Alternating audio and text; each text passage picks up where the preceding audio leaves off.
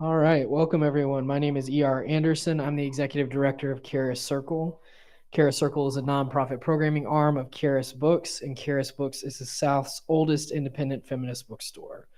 We're really excited to be here tonight to celebrate The Dead Don't Need Reminding in Search of Fugitives, Mississippi, and Black TV Nerd Shit. We're here with the author, Julian Randall, in conversation with Mia S. Willis. I was very excited about this book when I saw it because I too went to graduate school in Mississippi at Ole Miss and shared different things, but felt some of the similar feelings that Julian felt. So I could definitely relate. Um, so I'm really excited to get into this event tonight. First, I'm going to introduce Mia S. Willis. Mia uses they, them pronouns. Mia is a poet, popular educator, and cultural historian from Charlotte, North Carolina. Their work, twice nominated for the Pushcart Prize, has been featured by The Slowdown, The Shade Journal, Palette Poetry, The Offing, The Minnesota Review, Homology Lit, Narrative Northeast, and others. Willis has earned fellowships from Cave Canem, La Maison Baldwin, The Watering Hole, Lambda Literary, and Chashamas Chanorth. A two-time Best of the Net nominee, they are the author of Monster House and the 2018 winner of Cave Canem's Toy Derricat and Cornelius Eddy Chapbook Prize. And they have a book coming out this fall, which maybe you'll give a little shout out about at the end. And of course, the person of the hour is Julian Randall. Julian is a contributor to the number one New York Times bestseller, Black Boy Joy, and his middle grade novel, Pilar Ramirez and the Escape from Zafa, was published by Holt in 2022. He has received fellowships from Cave Canem, Tin House, and Milkweed Editions. He is the winner of the 2019 Betty Berzon Emerging Writer Award from the Publishing Triangle, the 2019 Frederick Bach Prize, and a Pushcart Prize. His poetry has been published in the New York Times Magazine, Plowshares, and Poetry. His first book, Refuse, won the Cave Canem Poetry Prize, and he was a finalist for the NAACP Image Award. He currently lives in Chicago. And I want to encourage everyone here, if you're watching online with us, you can ask questions at any time in the chat. And when Mia opens it up for us later, for folks who are in the room with us, I'm going to bring a mic around to you to ask questions. I know we're in an intimate room, but because we have our virtual component, we want to get everyone's voice mic'd up. So just know that's why. Even if you have a loud, beautiful, booming voice, we need you to use the microphone. So without further ado, I'm going to kick it over to Mia. We're going to get started. Thank you all so much for being with us. Put your hands together for the. Yes, welcome, welcome, friends, Romans, country thems. Thank you so much for being here with us today. My name is Mia S. Willis, and I am so excited, so beyond excited to be here with the Julian Randall. Julian is going to read a little bit of this incredible book that I had the chance to read over the course of the last week. And then I'm going to talk to Julian a little bit if that's okay with y'all. Is that cool with y'all? Fantastic. Julian, you have the floor, friend. Cool. Hey, what's good, y'all? Okay, cool. We're getting adjusted to the echo. Yeah. So this is the dead don't need reminding. And I figured we should. There's an essay in here about the TV show Atlanta, and you can't come to Atlanta and not read the essay about Atlanta. So one thing that's happening off screen that y'all don't know about is that my dad surprised me all the way from DC. So we changed what we're reading.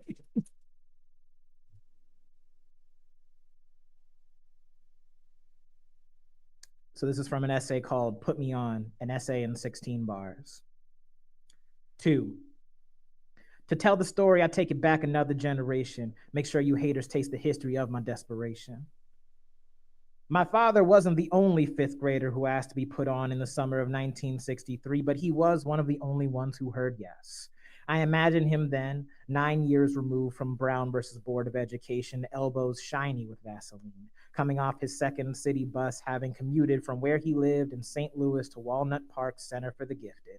Walnut Park sat among a neighborhood's worth of towering green trees and was surrounded by an exquisite iron metal fence, each emerald green post filed to a razor sharp point, and I wonder if my father, staring at his newly integrated school, noticed that what was pretty was also violent.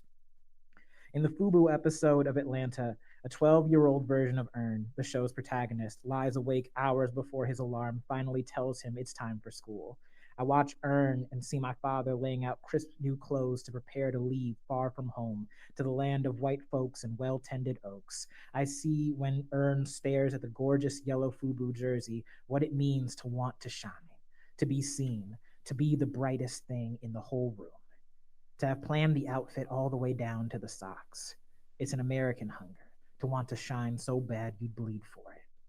For the next few years, gangs of white children make a game of chasing my father and other black students home from Walnut Park. When they catch one of the students, sometimes it's a beating, other times a cigarette lit and extinguished on the arm. In response, the black boys do old black work. They adapt. My father learns how to sharpen the metal edges of a wooden ruler until it is crisp as any knife, how to jiggle the edge loose until the ruler is a switchblade. I tell my father that a gang of white kids chases me around the playground every day, and their leader said, "Every day, you look so sad, and I'm sick of it. You cry and complain about how alone you are. You should be grateful to be here. Not everybody gets to be here. You should be grateful to be alive. I'm going to keep hunting you down until you remember how lucky you are, because that's how luck works, right?" All my father wants to know is if they ever manage to catch me. Who can blame him? He was about my age when he learned how to keep his grief pristine, when he learned that gratitude is a fist, how to dress so fresh nobody would suspect the ruler he alchemized into a switchblade tucked into his socks, how to keep all your need hidden until you never needed white folks' money again. I learned to be the blade hidden in the ruler. I learned how to run.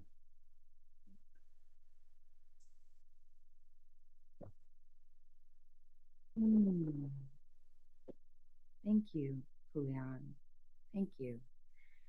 In keeping with this desire to keep talking about your dad, I don't want to put you all on the spot, but I do. But I do. One thing that I loved about this book is how your family shows up in this collection, and your dad actually he often, you say in the book that he often tells people he's from Manhattan rather than St. Louis. And you write, sometimes we are from where we were least dead and not where we were born. By this definition, where would you say that you're from, and how has where you're from shaped this book and this experience for you? That's a wonderful question, and I'm just so gassed to be in conversation with you. Look how far we came. um, but yeah, I think that's a wonderful way to start it off. My roots and my greatest joy is in Chicago. Has always been in Chicago, but I think that it's a cool way that the collection kind of is about dualities, right? Because my home and my forever home is in Chicago. But also, I'm literally just coming back from Oxford, Mississippi, and I finally understood what it felt to feel nostalgia for a campus, which is complicated right now by the fact that there are just so many Zionists. There are just so very, very many like violent Zionists that are on campus right now. Like Ole Miss is in the news again for once again the same thing that Ole Miss almost always seems to end up in the news for, and never ends up talking about the Black history of Oxford and how all of those things come together, how that community shows up for its own. But in going there the other night, I got the opportunity to see once again that like Mississippi will always want to be home to me, and I will always want to find a little bit of home back in Mississippi. So it's a little bit of both. I was most dead when I got there, but I was also teaching myself how to be least dead again. Mm. Oh, thank you, thank you. And that actually is a good follow up. Actually, a segue. I don't know how you knew that what was on my sheet over here. Just a But guess. I don't know. Like you just got, you seem to be old hat at this. So I'm, but you start this book. I want to say that the opening sentence of any book for me, it has to grab me, particularly a collection of essays. And the first sentence of this book, Julian, it yoked me up. I mean, it immediately grabbed me by the collar. The first sentence, for y'all who have not read it, the first sentence is, "Well, amen. Mississippi is all arrivals." Now, you speak about having this nostalgia for this place.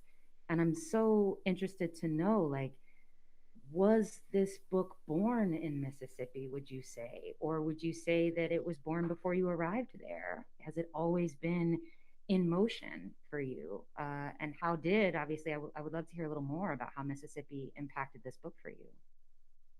Another great question. I love Virgos. I think the journey was born before I arrived there, but the book was born there, right? So when I originally came down to Oxford, it was coming off the hardest year of my life, bar none, and that's including quarantine. Hardest year of my life. Came down there, knew that I was in pursuit of these records, in pursuit of this story of my great grandfather and his flight from Greenville. And concurrent to that point, I imagined it kind of as a collection of poems, right? The idea was originally this book, which I can't even remember what the original title of it was, but it eventually, oh, wait, nope, Chip Tooth Beast. Chip Tooth Beast. And so I wanted it to all come together, that it was going to be like 1/3 like Black masculinity pastoral hip hop poems, 1/3 poems about like a imagined trial of Rafael Trujillo, who was the Dominican Republic's dictator for 31 years, and 1/3 poems about my great grandfather's flight from Mississippi, and how do all of these things anchor around a kind of southernness, right? And like a southernness that I am both of, in terms of like my first memories are like here, but my first real understanding of myself is in Chicago. My first almost everything else is in Chicago, right? And the book was good. Like it was perfectly fine. Like I got to pass my dissertation defense. Nobody complained. So clearly the book was fine. The book was good, but it needed more space. I kept running up against like kind of limitations of what I could achieve while also staying in alignment with what I wanted verse wise, right? So off of that, because it was supposed to be like this very lyrical kind of like dense, like on and on and on and on book. Because to me, I was adhere by that principle that Reginald Shepard put out. Shout out to Jericho Brown, who made me read Reginald Shepard. That beauty at its very best shows us the world as it ought to be, right? And so I was like, okay, we're gonna heavily lyricize, and that gives me a lot of space to move around temporally, but not a lot of space to explain, not a lot of space to explore, right? So at that same time, Kiese Lehman was teaching at Ole Miss. Shout out to Kiese always. And he was finally teaching a nonfiction workshop, which everybody had been bothering him about for years. And so I was like, okay, well, I have to be in this workshop. And so I spent that whole break not taking a break, as I often do in this book. As a Virgo. But yes, no, I spent that break not taking a break. I spent that break writing what was supposed to be 3 essays, ended up being 2, to prepare and try to think about, when I'm in a workshop space, I want to know what's important to me in the form, so that when I'm giving it advice, it's not objective, and it's not objective advice. It's me saying like, this is the tradition that I come from and what I liked about this. I think that there's something else that's separate about what you like, tell me more about that, so I can actually give helpful feedback rather than just saying things for class participation points that we're not counting. So off of that, the oldest essay in the book, see, almost a poem, oldest essay in the book is ironically not now named Oldie, and it was about the Oldie video for the Odd Future Collective. And I was like, oh, okay, there's something here. And the second one was almost all of the Better Angels of Aaron Sorkin, which also made it in here. And so I turned them into Kiese, and he was like, okay, but who taught you how to do this? He was just explain this to me slowly, like I'm 6. So I was like, okay, well maybe there's a little bit of a hop, skip, and a jump here. And then Hanif was, doing Hanif things.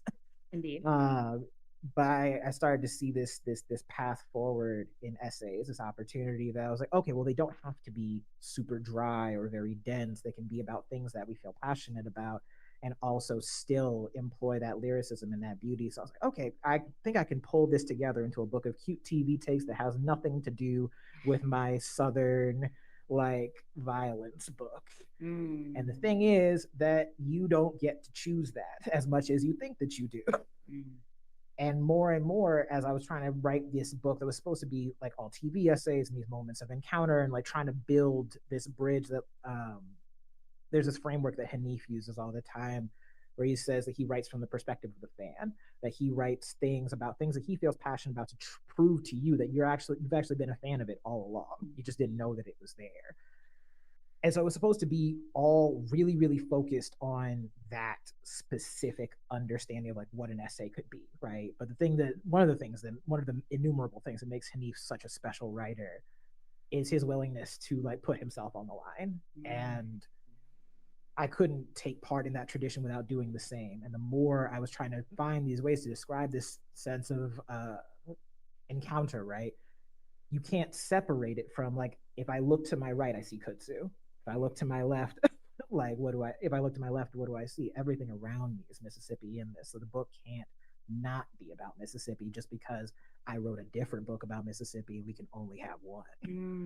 So yeah, I think the book was originally born there, but as it became more and more revised, it became much more the union of these two things and kind of like the evolution of what Chip Tooth Beast and then Flex was supposed to become. I love that.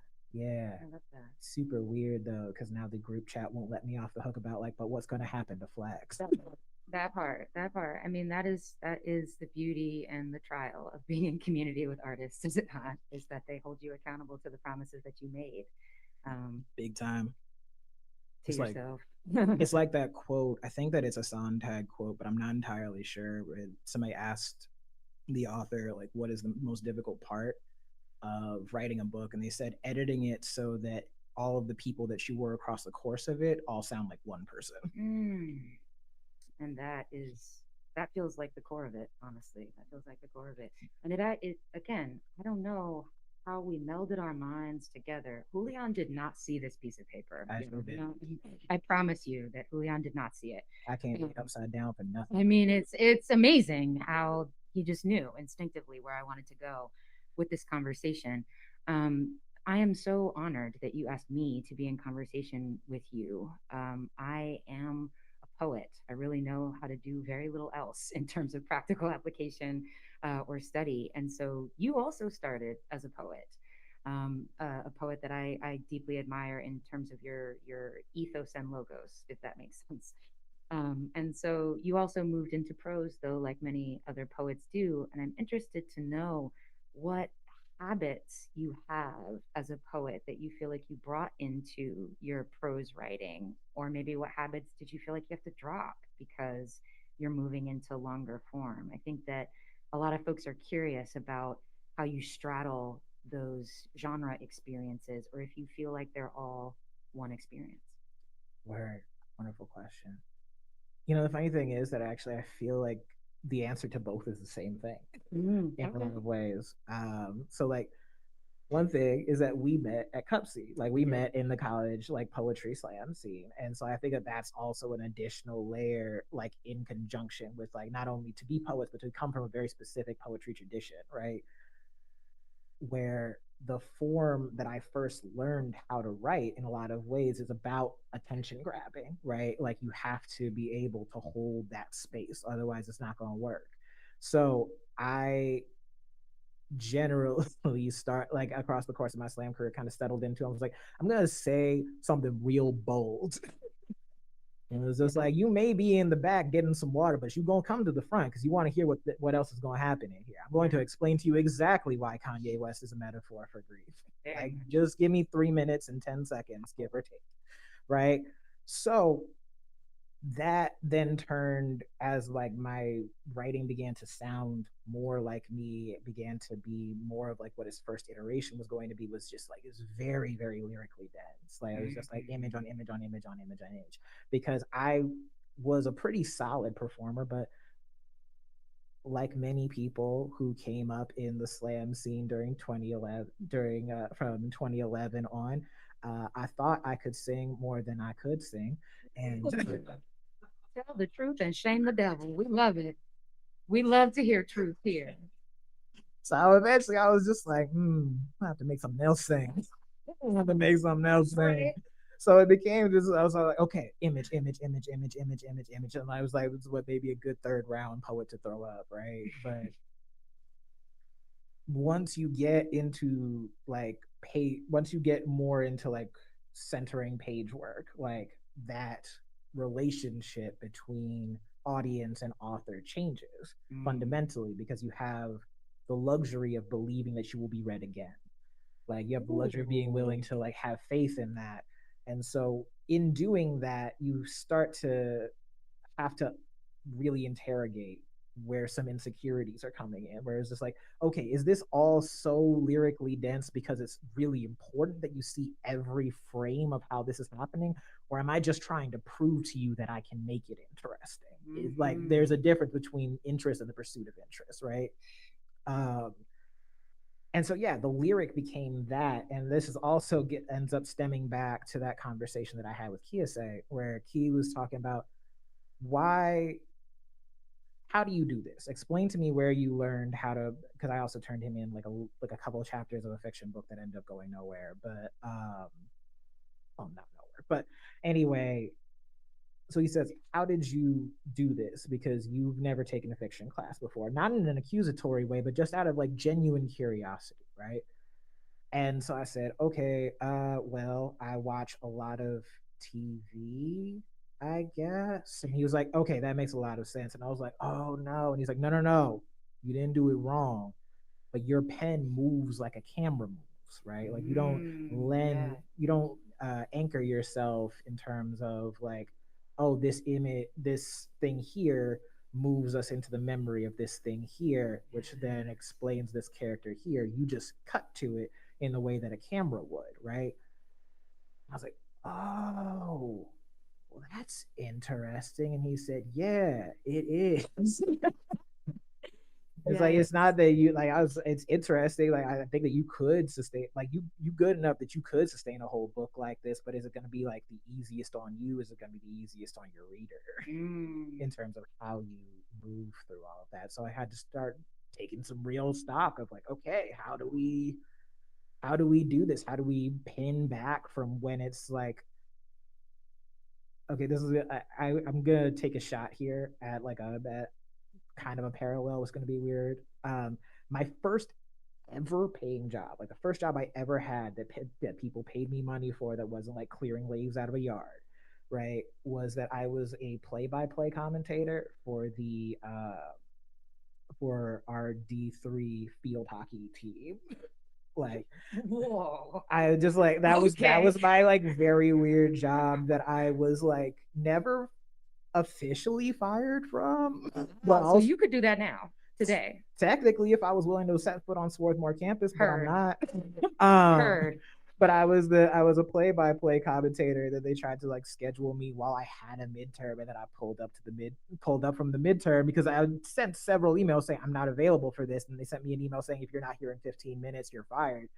So I finished. So I see this after 2 hours.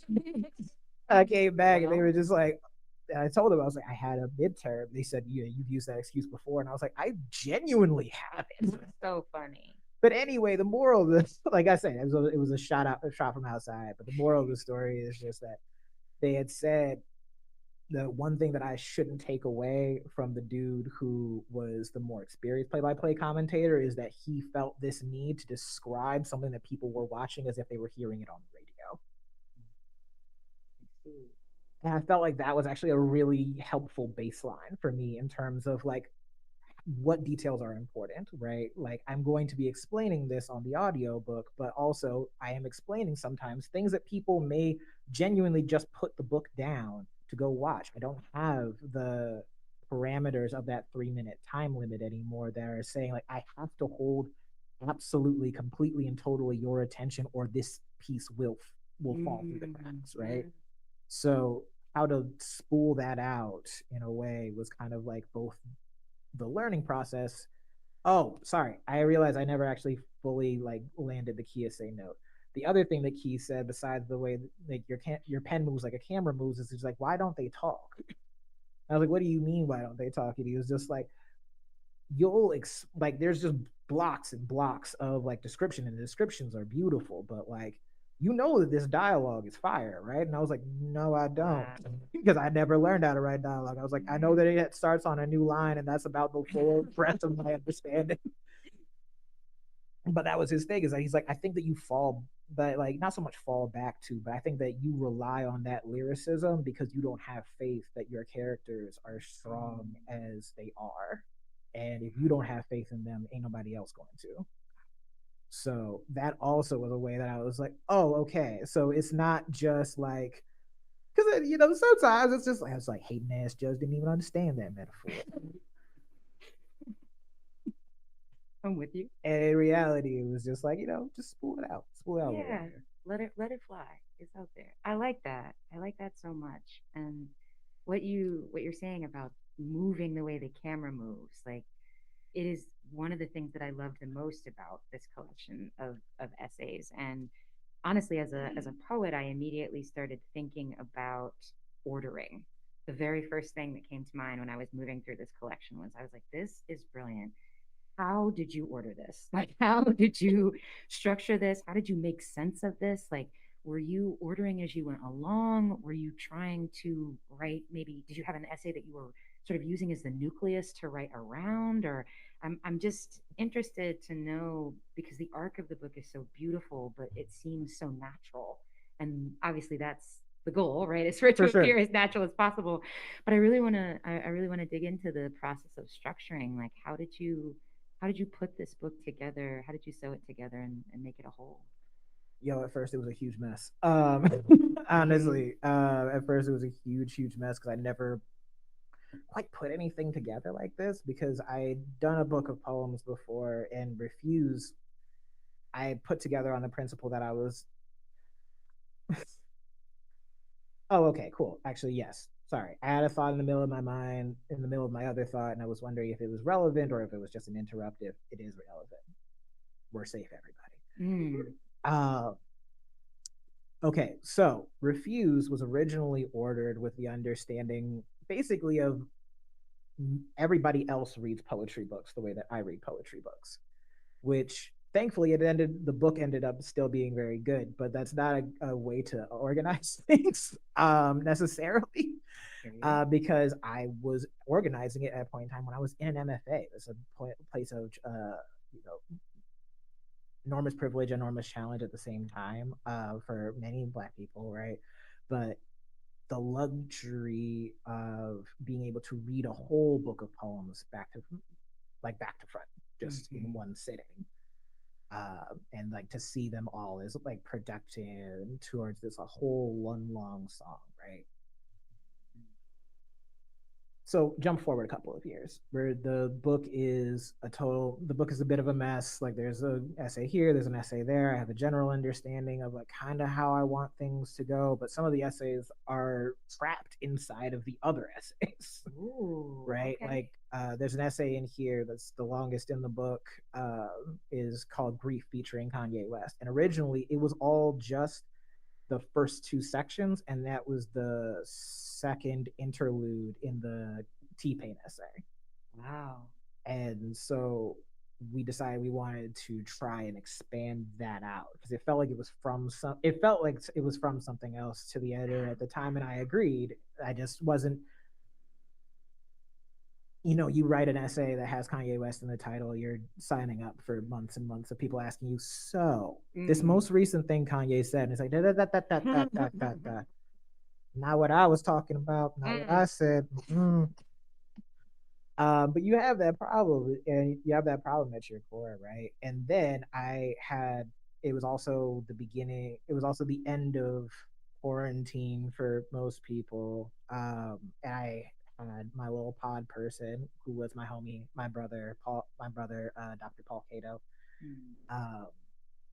who I couldn't be prouder of, and he's one of the best readers he's one of the most prolific readers I've ever known, right? all come to find out, he's never officially finished my book. So I'm like, what? Wow. Man, I'm here every Friday. What you mean you ain't finished it? And he said he it's not the way he reads poetry books, right? He picks it up and he picks it up, he flips to a page, he puts it down, he picks it up, he flips to another page, he puts it down, right? As opposed to this whole arc that I had like meticulously been like working on. And I just started to laugh. And he thought that I was laughing at him, but I was like, no, you have no idea how much you just freed me. You have no idea how much you just freed me, because I don't have to hold only to my standard anymore. I can understand that this book needs to be ordered even differently than the other two prose projects that I'd done in middle grade, right? Where like, you can't read that novel out of order. That's not going to work. And also, it's not going to occur to an 8-year-old to be like, I wonder if I read 37, then 12, then 14. Like, that's not the way that they read books. They want to know what happened next. Right. And it's fundamentally different sometimes from how adults read books, is that they want to know what happened in the part they care about. So if you're coming into it with that understanding, like, how do you create both a benefit for the straightforward reader, but also a benefit for people who look at this and say the same thing that I said when I saw that Damon Young, who was a tremendous influence on this book for his essay or memoir in essays, What Doesn't Kill You Makes You Blacker, right? I picked up that book. I was so excited. I saw an essay called Obama Boomaye, and I was like, I'm going right there. Oh, absolutely. Skipped over 20 plus years of this brother life in order to get there, and immediately realized I was in the wrong place and went back to the beginning. But how do you do that, right? So what was really kind of the breakthrough was that I got an email from Molly McGee, who was our editor, who, like, she gets mad every time I say this, and I don't care. She saved the book. Without her, there is no book. Because the first go round of it, in so many different ways, just cracked the foundation of who I was. And there were just a lot of workflow things. Like, we just had things that were on our minds, right? And then Molly came in and she was like, yo, Oxford's in the middle? And I was like, yeah. And she's like, why? And I said, well, you know, it's kitschy to start at the beginning. And she was like, wow.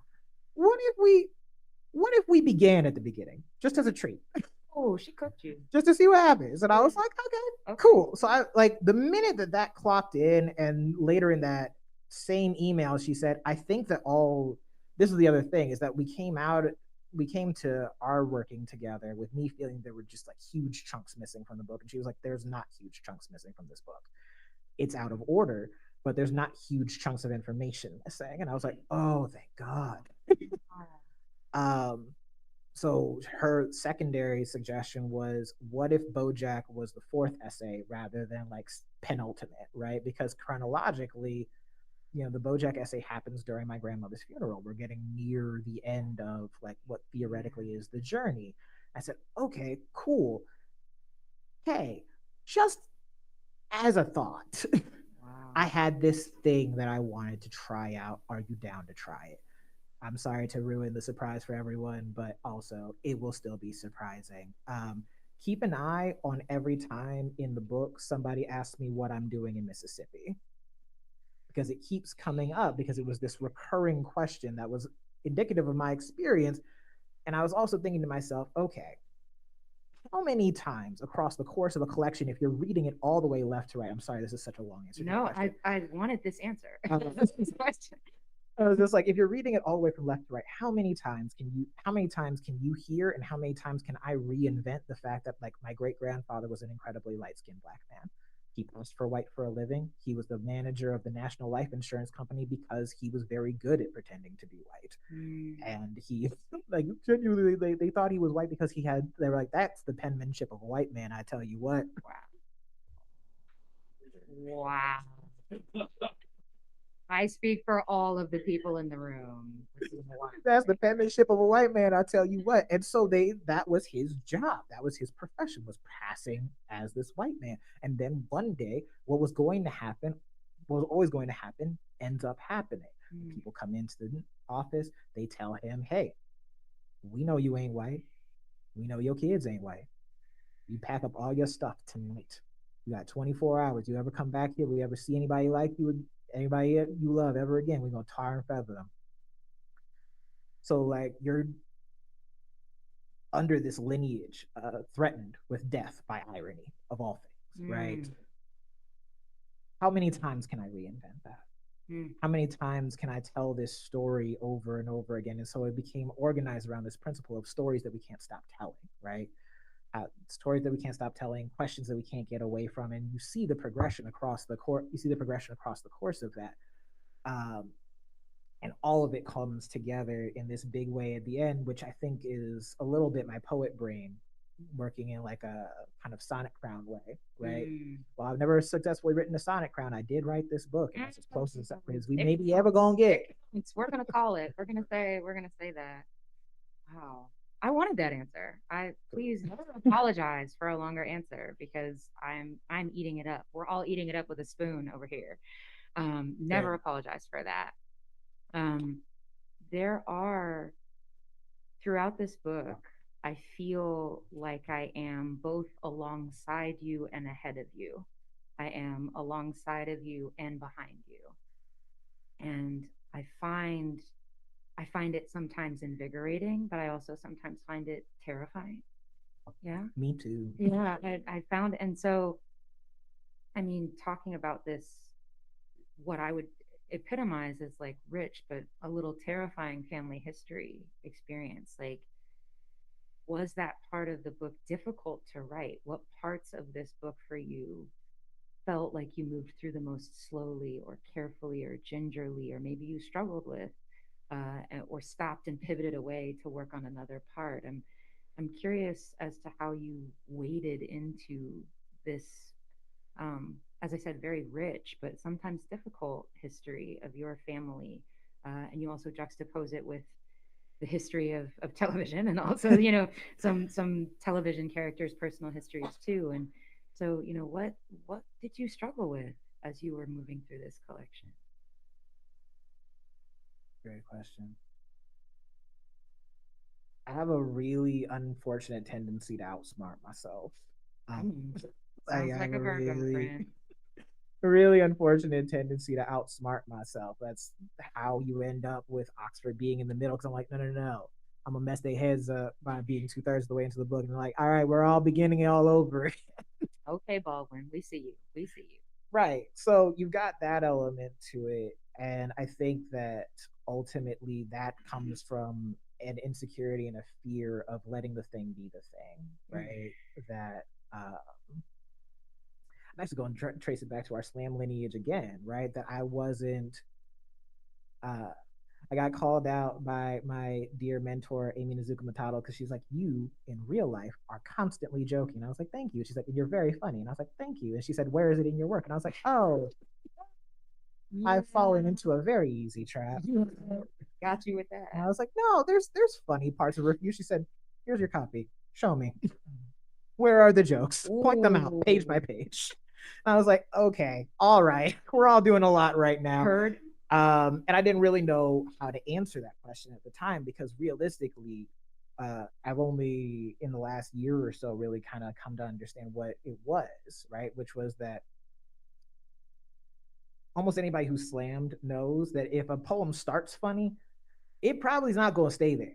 Very true. Very true. It is probably not going to stay there. And so I started to distrust my own humor, because it was a way that I diffused situations. It was a way that I obscured things. And so I didn't trust that when I am joking about something, or when I am trying to like add a little levity to the situation, that I was not obfuscating away from something that was deeply important, right? So I had to learn how to be okay with that. I had to learn to be okay with the fact that the BoJack essay originally took forever, because I thought that it was an essay about depression. And it was something that I started months and months and months before the subject that it was actually about even happened. That was the thing. I didn't know this was an essay about my grandmother's funeral, because up until that point, my grandmother's funeral was an impossibility. She was simply, and I say this with respect and love, too mean to die. She was too mean to die. Like, and I say it with respect, with honoration, honestly, but like, it was a thing that I could not have conceived was going to happen. Uh, like, this is a woman who caught at like, what was it, like, she was at 92 when she caught COVID, pre-vaccine, assisted living facility, beats it in 2 weeks. Wow. Like, oh my hard woman from a hard place. And so it was inconceivable to me that, like, despite the fact that I know my entire life, because my dad was always very clear about, he's like, hey, one day I'm gonna die, you know, and he's a Scorpio. That's him grumbling in the background. Oh my goodness! I wish that we had a mic audience. This has been such a tweet. But yeah, so like I was banging my head against the wall trying to find a way to say something new about BoJack when the real thing was I needed to say something new about me, and I didn't know that. I didn't know that yet, and so that was a thing that I struggled with in terms of just trying to like build layers and layers and layers of like, no, watch how smart I am. You're gonna be amazed. Which then I think was never more fully realized than the second to last essay in the collection. I think Tell the Homies I'm in the Autumn and They Ain't Got Hoods, which is a essay about that started as a craft essay. It was a craft essay about how the poet John Keats and Tupac Shakur are the same artist, right? Both of them die at 25. Keats on of what was it? Dysentery, some real Oregon Trail stuff. Whereas Tupac died by gunshot on some real American stuff, right? But I started that craft essay because I had a professor imply that I couldn't. So I was like, bet. So it was super intellectual at first, and I needed to sit with it because I was like, I want to put it in the book, but not as the like heavily academic diss track that I had turned it in as. I was like, something else is happening here, and I just can't put my finger on what it is, and it's because it was about my death. It was about my relationship with the inevitability of my death, with like, you know, just what it is to not want one's own life in the face of also admiring deeply and like centering an artist in your life who's famous for dying before he had a chance to really do everything that he wanted to. At the time that I first learned that Tupac had died, I was like 13 years old. 25 seemed impossibly old.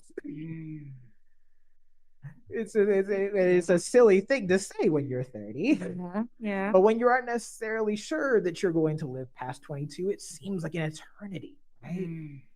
And so, you know, you think about Keats writing this poem to Autumn, which is the last of his odes. And to me, I read that and I heard Thug's Mansion. That both of these are about this kind of seasonal heaven. And how do you deal with like a heaven for how do you deal with the heaven for that's seasonal, heaven that's imperfect, heaven that is not necessarily even your own, right? And so that brought me back to this story that I'd been sitting on for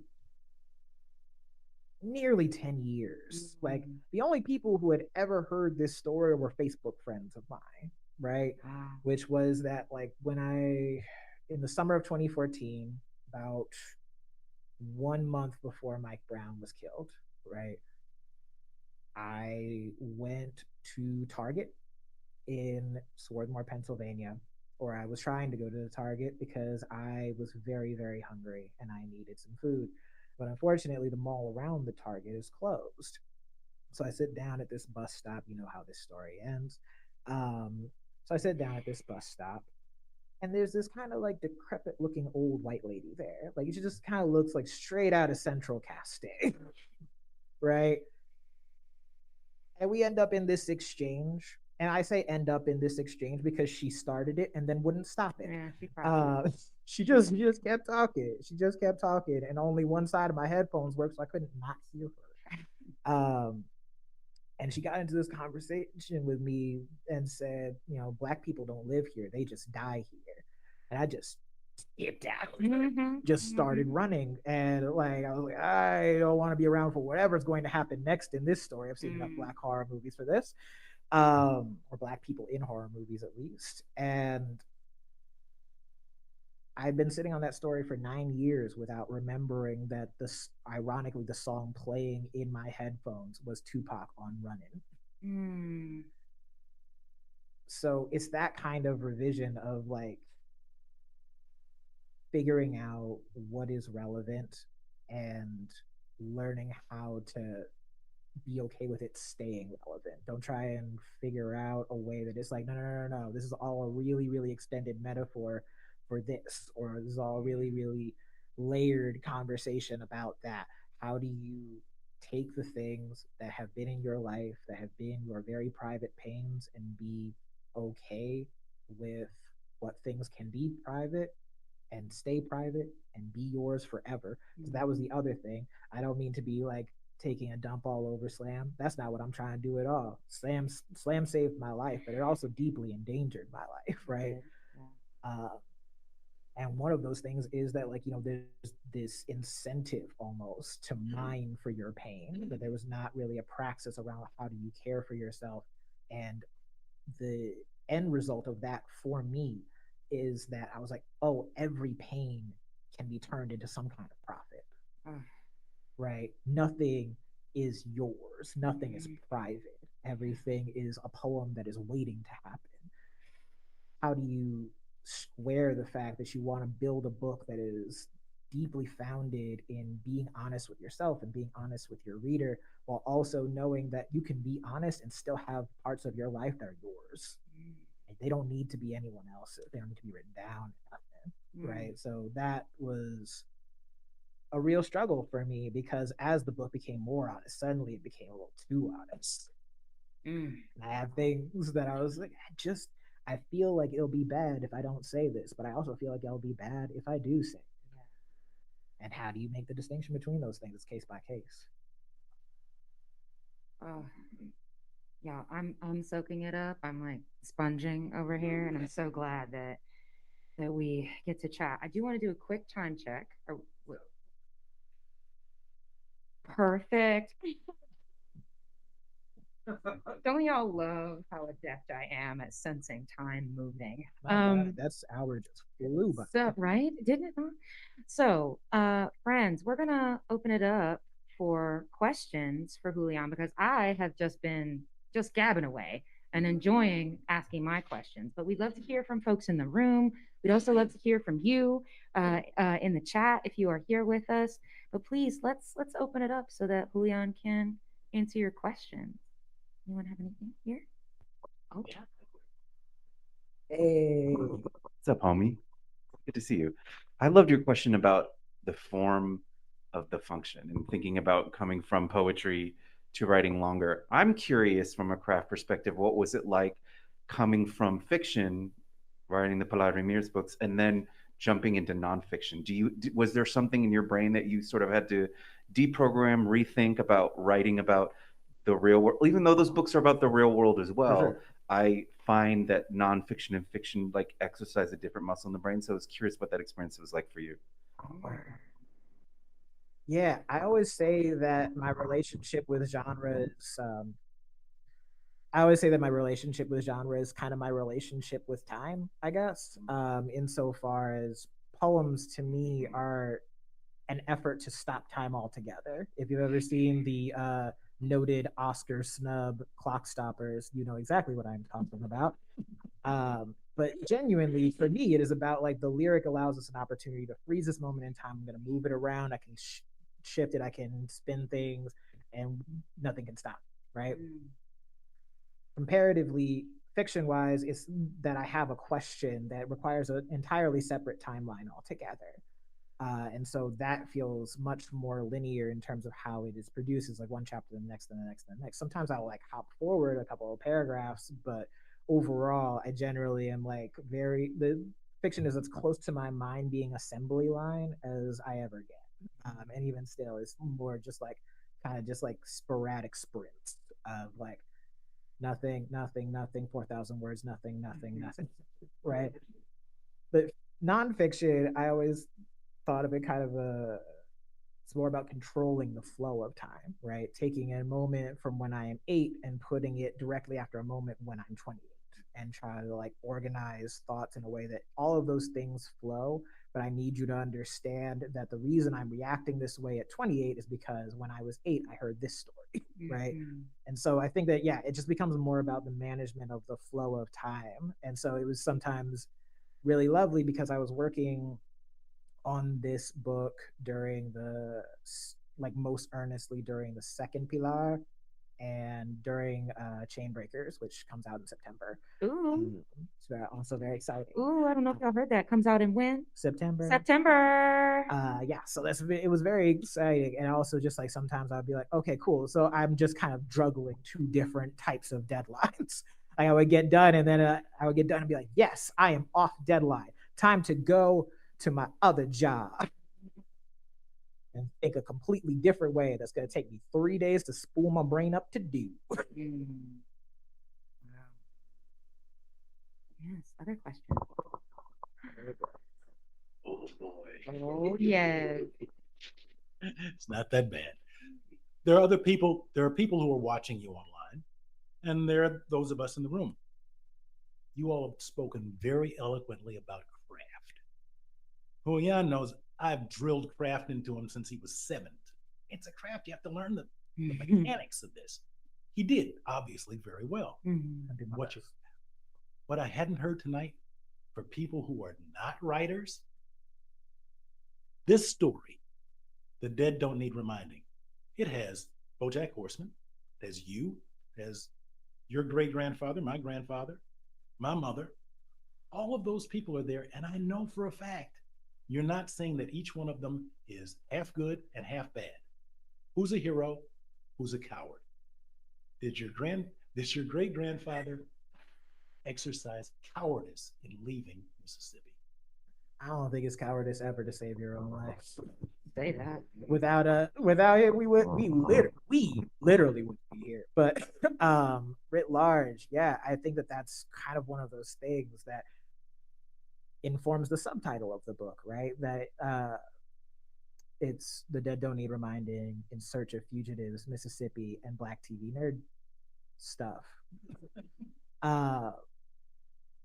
For me, the fugitive has always been a bit of a heroic figure, right? That like you are up against, it's the entire world against you. It's part of the reason that I've always had a soft spot for Django, because to me, the Mandingo scene and the dog scene completely unnecessary. I got smoke for Tarantino on both of those scenes, but concurrent to that point, to me, Django has always been a love story. It has always been about the joy, about the majesty of this person who,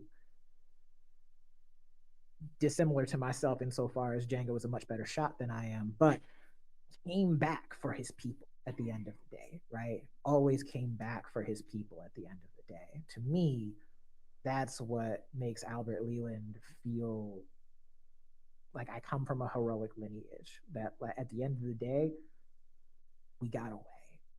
We made it. I come from a long line of brothers who were just out of reach of what wanted them dead. So to me, that's pretty cool. And thank you to Julian's dad. Thank you. Hello, I'm just so honored to be in the room. And I'm just wondering, this sounds so amazing. Have you ever thought about making this a movie? What a life that would be. I have definitely, ever since I found out that I was the kind of writer who could receive a film option, I've been like, hey, if anybody knows somebody who knows somebody, because it's one of those things where I try to think about what that would necessarily look like. I think that it's one of those things where I think sometimes about it as like a bit of a TV series, I guess, where like each episode is kind of set in a different stage and town along the journey, and taking a different writer with me. So it's a little bit of comedians in cars getting coffee, but not like that at all. But yeah, so I think about that often. I think about films and TV as like projects often. It's just not necessarily where I've gotten my most urgent opportunities yet, but maybe someday. I love that yet. Love that.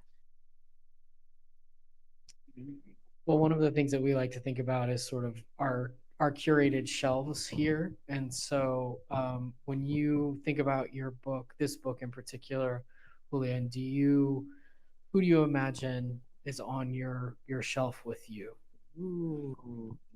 This is one of my favorite types of questions because I always refer to it as when I'm talking to other writers, they're talking about like, I don't know, like what, like I don't know what's going on with this book and this project. I was like, okay, I want you to visualize with me, and they're like, what's visualize? And I'm like, you know what I mean.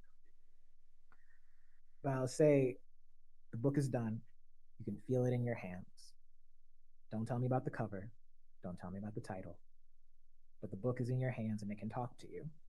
Who are your book's favorite cousins? That's always been my framing of it.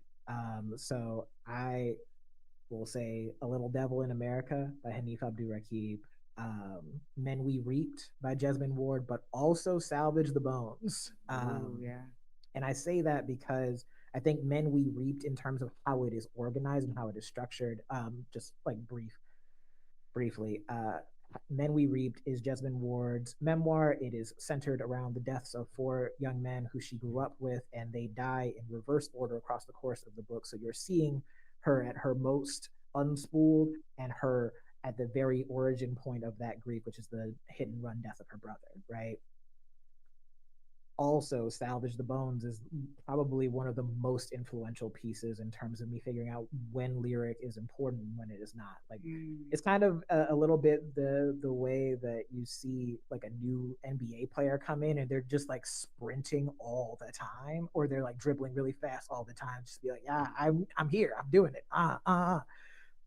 And then over time you realize they sprint when they need to, right? They run when they need to. And I needed to learn that from watching her. And then at the core of it also is Amy Mizuka Mataro's World of Wonder. It's just such a revelatory collection. And I think that Amy is one of the most important people in terms of how I write nature.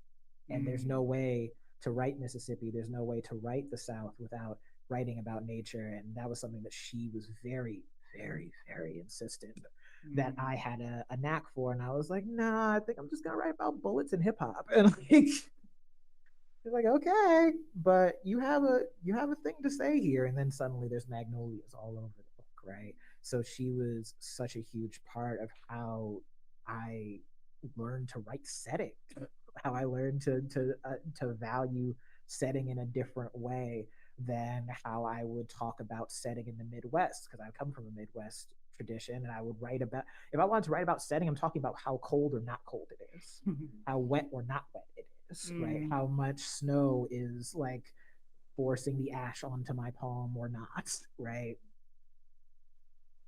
And suddenly it was about trees. Suddenly it was about flowers. It was about things that grew and just stayed there, as opposed to where I come from, where it's like things grow and then they die and then eventually they come back,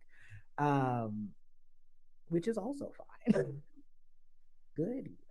But yeah, and then the final one, my book's favorite cousin, without it nothing would be possible, is Heavy by Kiese Layman. Just that book is one of the most important books that has been written in the last 100 years of American literature. I agree. It is foundational to me in terms of not only just the ways that Kiese models like just a very rigorous honesty, but also the fact that what's he say?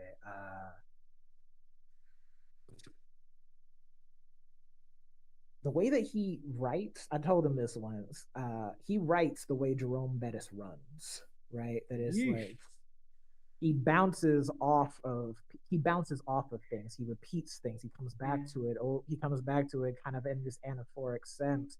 But also the reason that I say Jerome Bettis specifically is because Jerome Bettis, as some of us may know, was nicknamed the Bus because he was a particularly thick running back, and people would hop on top of that brother, and he just didn't seem to notice. He would just drag this, everybody get on the bus, just go on into the end zone.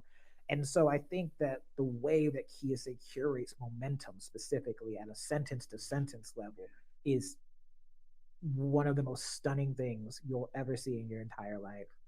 And then one last cousin who was not in the nonfiction category, Luster, Raven Leilani. Ooh, yep. Just going dumb for 300 pages. Very much. Very much. I love those. I love every book that you mentioned. So it makes sense, and I can see all of those influences there. So your shelf, sometimes people say this and I secretly judge their shelf, I won't lie, but I love your shelf and your self-perception.